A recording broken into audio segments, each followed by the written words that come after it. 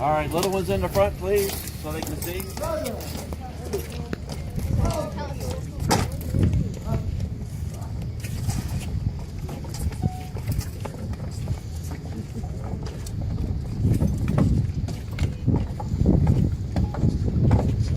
Well, ladies and gentlemen, good afternoon. Welcome to Castillo de San Marcos National Monument, part of your National Park Service, and our cannon firing program for you today. Before we get started, though, there are a few safety guidelines we have to go over, not only for your safety, but the preservation of our fortress as well. We simply ask everyone, while you're up here with us, to help us preserve the fort by not climbing, sitting, or standing on the cannons, the cannon carriages, or the fragile shellstone walls of the building itself.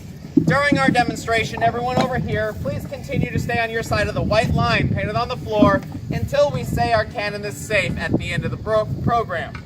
After we say it's safe, you all are welcome to cross that line, ask questions, and take pictures. Just please wait until we say our cannon is safe at the end of the program. When we fire this cannon, it will be very loud. If you have any small children with you, please make sure they cover their ears, or cover their ears for them when the time comes. And for those of you that already have your ears covered, I have a little spoiler for you. That gun will not make a sound while I'm talking. We actually will say and scream, "Cover your ears," before we fire the gun. So you don't have to spend the next few minutes standing here like this. And ladies and gentlemen, at the far end and down there at the seawall, when that gun goes off, there'll be a big white cloud of smoke, and based off the way the wind is blowing, it'll probably head right for you. Take a big deep breath, find out what history smells like as well. Now the cannon we're about to fire for you today. This cannon, historically, was actually called a 6-pounder iron gun. Can anyone by chance tell me what kind of ball it shot? 6 pounds. A 6-pound ball. Yes. These weapons were named based off of the largest shot they were capable of firing. This was a ball, weighed 6 pounds, made out of solid iron. It was the size of a baseball, and this cannon was capable of launching that ball about as far away as you see our lighthouse. 1.5 miles away downrange. But as you explore this fort today, you'll find larger weapons. Up here we have a collection of 16, 18, and 24 pounders. Down there we have a 32 pounder. Those weapons are capable of throwing their respected size shots anywhere from 2 to even 3 miles downrange. And when it comes time to fire these weapons, the cannon crews were trained in a variety of different drills. Not only did the men work up here, sometimes you would find them out on a battlefield. A well-trained cannon crew could fire this weapon hearing only 3 commands: load, ready, and fire. And in hearing those 3 commands, they'd have this gun fired in under a minute's time. That is how fast they were trained to work with it. When you're on a battlefield, working fast was the key to survival. Your biggest concern out there: enemy soldiers firing their weapons faster than you, soldiers moving faster than you. So it's your job to work faster than the attacker and get your weapons ready faster than them. On a battlefield, that is how you survive. But when you're on a battlefield, you run out of gunpowder. Your next plan of action is to turn around and run away. Now let's take that cannon crew and put them inside of a fort. Now you're in a place that's not going anywhere. You have thick, heavy walls. You have lots of guns and lots of soldiers. On top of that, if you're under attack, not only are the soldiers in here, but all the families that are in the town evacuate their homes and move into this fort. When a fort is under attack, the enemy is not going to run up to the walls. A lot of those soldiers would lose their lives. So how do you attack a fort? You set camp across the bay. You have ships blockade the harbor. You have the entire building surrounded. And when that happens, the cannon crews in here, all they have to work with are all the supplies that are down there in those storage rooms. So let me ask you all this. If you're stuck in this building and the fort is under attack, would you tell all your cannon crews to fire their weapons in 1-minute intervals? Probably not. This building is designed so its supplies can last it up to 2 months. And in doing so, that means you take that 1-minute firing drill and you stretch it out. If you stretch it out, that gunpowder can last you a full 2 months. If you do the battlefield firing drill up here, that 2 months worth of gunpowder only lasts you about 2 weeks. So you have to stagger that firing to persuade the enemy to stay back. These walls will continue to stand long after you run out of gunpowder. So your concern is, will the supplies last? Not necessarily will the walls survive. So the drill you're about to witness today is actually the drill this place did during those long-term attacks when they were surrounded. Your job here is to make the supplies last and make sure the enemy stays back. If you push back the enemy camps and scare the enemy ships, your supply lines, your communication continues to get through. As long as the supplies keep coming in, as long as the communication keeps getting through, this building will survive. And in this fort's history, these skills were actually tested. Back in the year 1702, the English out of South Carolina came down to Florida and attacked this town. 51 days is how long that attack lasted. 1,500 people from the town evacuated their homes and moved into this fort. The soldiers were up here doing their jobs. Men, women, and children were downstairs hoping these walls would hold. At the end of that attack, supplies did make it in, reinforcements found a way in. The English ended up going home unsuccessful. Every attack on this building ended the same way. The only times this place ever transferred from one country to another was peaceful talks and treaties. And ladies and gentlemen, this drill you're about to watch, it was not designed for one gun. So watching us demonstrate it today does look a little silly. But the entire time you watch it, imagine hearing guns going off all over the place because they were all doing the exact same drill you're about to witness. We are all dressed as Spanish soldiers. Because of that, we're going to keep with the theme and call the drill while speaking Castilian Spanish, but we will say cover your ears in English when the time comes. On one more note, myself, I'm the only park ranger dressed out up here today. The rest of my gun crew, these are all volunteers. We would not be able to do this if it wasn't for them, so please give them a hand for coming out today.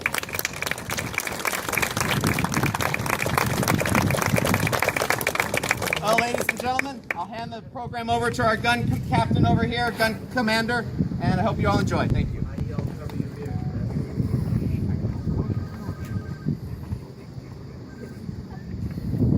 A la línea, a la derecha.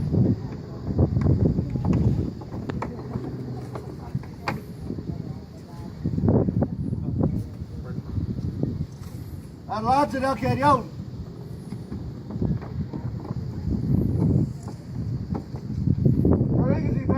Castillo. Bendigo, Santa Barbara. Interlocutor del Cañón.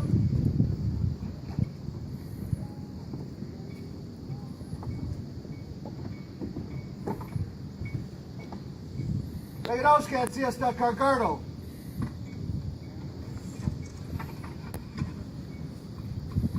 Return like a chara.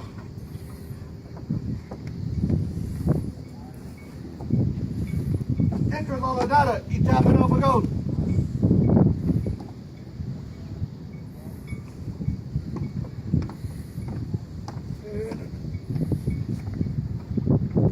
Pasen la ladada del cañón.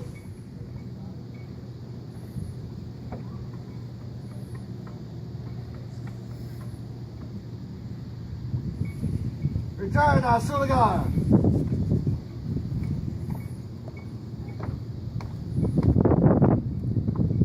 Pronto to take it over, revolver.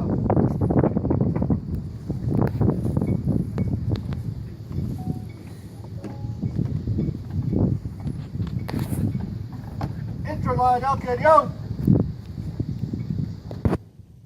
Attack it.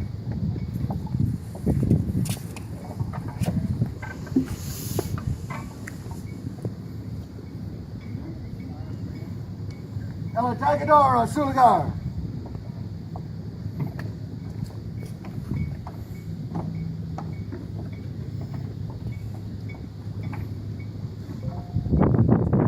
No suspecting.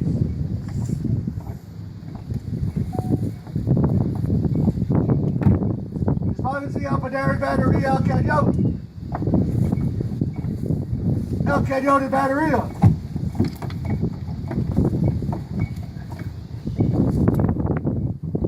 sfoggi per la puntoria. Appunto.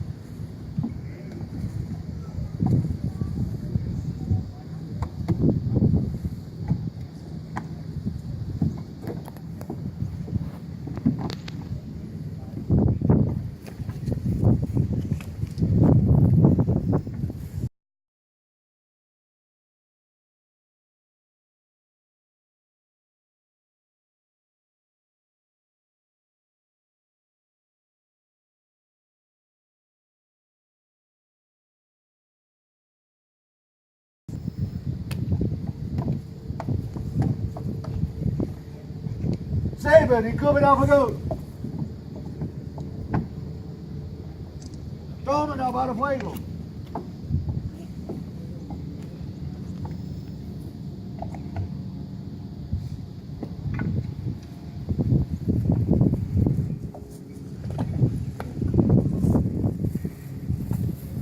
Nou bij de vlegel, nou kan je. Alto, y sopla la derecha. Cover your ears! Wheel!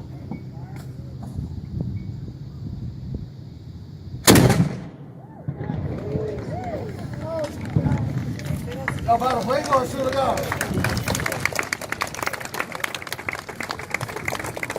Komen dan klaar.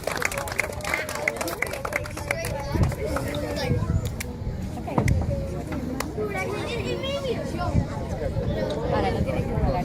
Ahora que tienes que claro que yo, si lo ves arriba. Shook. I shook. Ready, where the bateria? Alto. Prolongus, Siligar.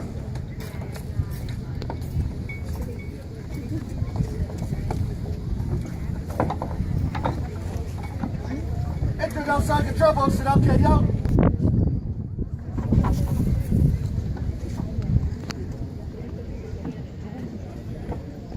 Pass it outside the trouble, sit up, kid, yo.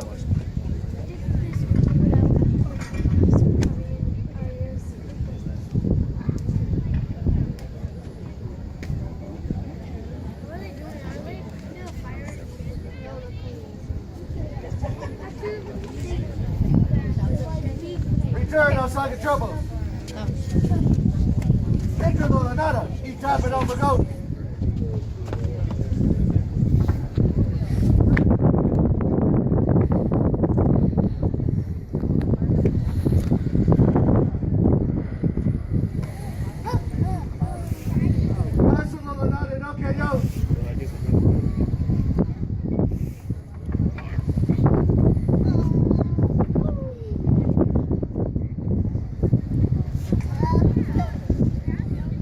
Turn on Siligar.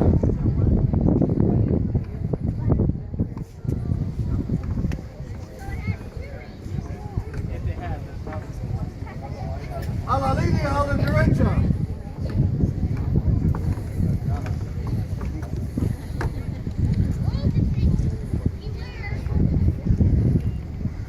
Yanji, muy bien.